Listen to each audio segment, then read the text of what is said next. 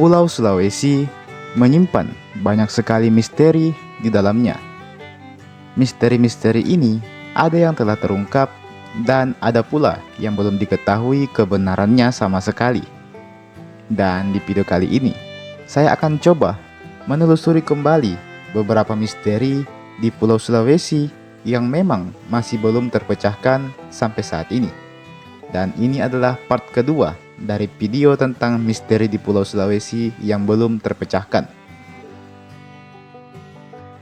Baik, sebelum lanjut jangan lupa untuk di like dulu ini video dan di subscribe juga ini channel supaya bisa terus berkembang dan memberikan informasi dan hiburan kepada kita semua. Kalau sudah, langsung saja kita menuju ke misteri yang pertama.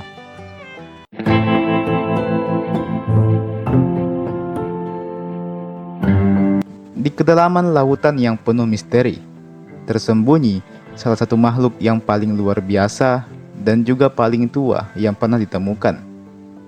Tersebutlah sebuah ikan yang bernama Seleken. Ikan ini telah menghuni lautan selama lebih dari 400 juta tahun, bahkan jauh sebelum dinosaurus menjelajahi bumi. Yang lebih mengejutkan, ikan Seleken ini dianggap punah selama jutaan tahun lamanya. Hingga kemudian terdapatlah sebuah penemuan mengejutkan pada tahun 1938 di lepas pantai Afrika Selatan, yang mana penemuan ini membuka kembali tirai sejarah kehidupan dari ikan Seleken ini. Keajaiban ini tak berhenti di Afrika saja. Penemuan selanjutnya mengungkapkan bahwa Sulawesi menjadi tempat penemuan ikan Seleken berikutnya. Ikan Seleken ini ditemukan di perairan yang dalam dan tenang di sekitar wilayah Sulawesi. Keberadaan ikan Seleken di dua lokasi yang sangat jauh ini, yakni di Afrika dan Sulawesi, membuktikan bahwa makhluk ini mampu bertahan melawan arus waktu dan perubahan planet. Mereka tidak hanya mewakili jendela ke masa lalu, tetapi juga simbol ketahanan dan misteri alam yang masih belum sepenuhnya kita pahami. Dengan bentuk sirip yang menyerupai kaki dan gerakan berenang yang lambat namun anggun, ikan ini bukan hanya sekadar penemuan ilmiah. Ini adalah legenda hidup yang menghubungkan kita dengan masa lalu bumi yang jauh. Ikan ini sebelumnya dianggap telah punah sebelum akhirnya ditemukan di perairan Afrika dan Sulawesi sepanjang abad ke-20. Dalam studi sebelumnya, ikan Seleken diperkirakan memiliki rentang hidup sekitar 20 tahun. Namun, dalam estimasi terbaru, ternyata ikan ini bisa hidup selama ratusan tahun di lautan, layaknya ikan hiu. Sejumlah peneliti Prancis mempelajari tanda pada spesimen sisik ikan Seleken yang disimpan di museum.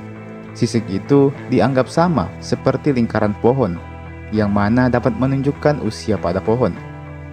Para peneliti ini yakin bahwa Seleken hanya bereproduksi pada usia parubaya dan dapat mengandung telur selama 5 tahun. Dan karena menghasilkan sedikit keturunan, alhasil ikan yang bertumbuh dalam waktu lambat ini sangat rentan mengalami kepunahan. Nenek moyang ikan Seleken berevolusi 420 juta tahun yang lalu dan selamat dari pergeseran benua dan serangan asteroid yang memusnahkan dinosaurus. Mereka tinggal di gua-gua di dasar laut. Ikan Seleken dapat tumbuh hingga 1,8 meter dengan bobot lebih dari 90 kg. Tentu ini adalah penemuan yang menarik untuk diteliti, karena jangan sampai masih ada spesies-spesies lain di laut sana, di lautan Sulawesi dan dunia yang dulunya sudah dianggap sudah punah, tapi mungkin sebenarnya mereka masih ada. Siapa yang tahu?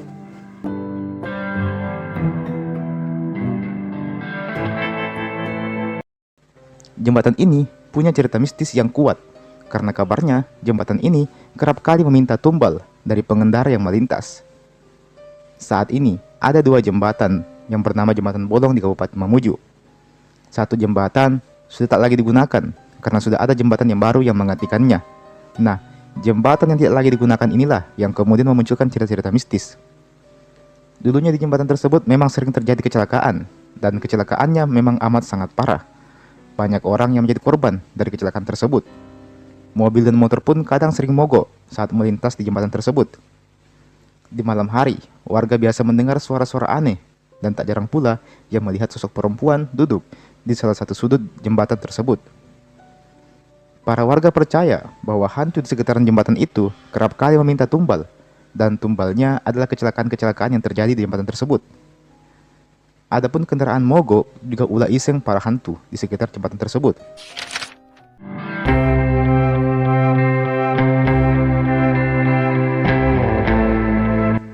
Waruga merupakan peti kubur batu yang digunakan untuk meletakkan mayat atau orang yang telah meninggal pada masa megalitik di Minahasa, Sulawesi Utara.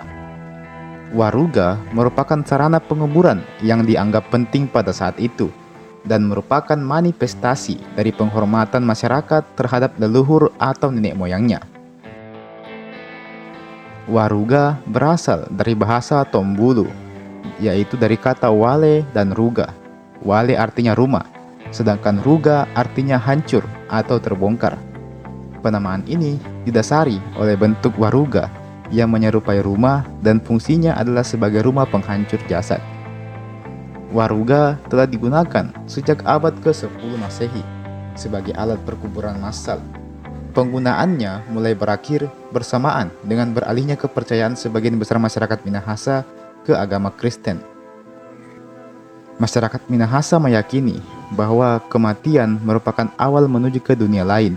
Mereka meyakini bahwa jenazah akan dijemput oleh roh leluhurnya, sehingga memerlukan bekal perjalanan. Waruga dijadikan sebagai tempat bersemayam sementara untuk para roh leluhurnya. Kualitas ukiran dari waruga ditentukan oleh jasa orang yang dikubur di dalamnya. Semakin berjasa seseorang, maka semakin bagus ukiran waruga yang akan dibuatkan untuknya. Dan sampai sekarang masih menjadi misteri tentang siapa yang pertama kali membuat waruga ini, apa motif atau tujuan awalnya, serta mengapa bentuk waruga bisa seperti itu.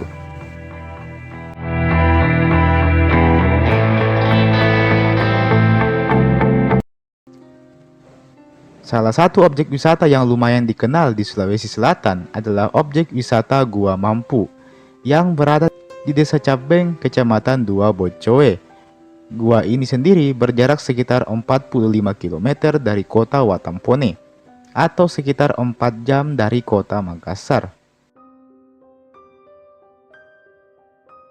Salah satu daya tarik dari Gua Mampu itu sendiri adalah adanya bebatuan di dalam goa atau yang biasa disebut dengan stalaktit dan stalagmit yang memiliki bentuk menyerupai wujud makhluk hidup, alias menyerupai manusia, hewan, dan tumbuhan.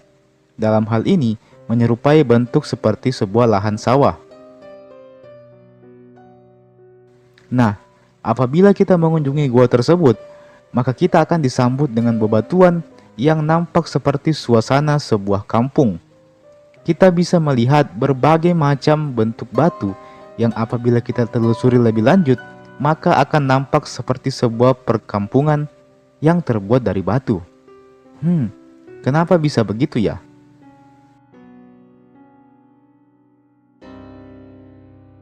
Perwujudan batu-batu gua ini terkesan seperti menggambarkan kehidupan di sebuah kerajaan. Bahkan, ada pula batu yang bentuknya menyerupai seorang ibu yang sedang melahirkan. Batu ini kabarnya tidaklah dibuat-buat, tidak dipahat atau dibentuk sedemikian rupa biar menyerupai manusia. Demikian salah satu ucapan warga setempat. Warga setempat sendiri dikabarkan mempercayai bahwa Gua Mampu itu sendiri merupakan peninggalan dari kerajaan Mampu, yang dimana satu kerajaan tersebut telah dikutuk menjadi batu oleh makhluk menyerupai anjing jadi-jadian.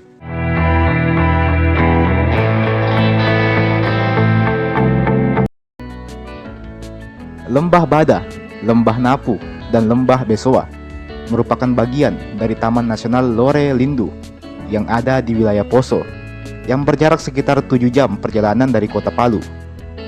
Jadi, di ketiga lembah ini memang terdapat banyak sekali patung dengan bentuk yang beragam. Ada yang berbentuk seperti wajah seseorang, ada yang berbentuk seperti guci raksasa, dan masih banyak lagi. Tentunya, telah banyak ilmuwan yang mendatangi dan meneliti di tempat tersebut.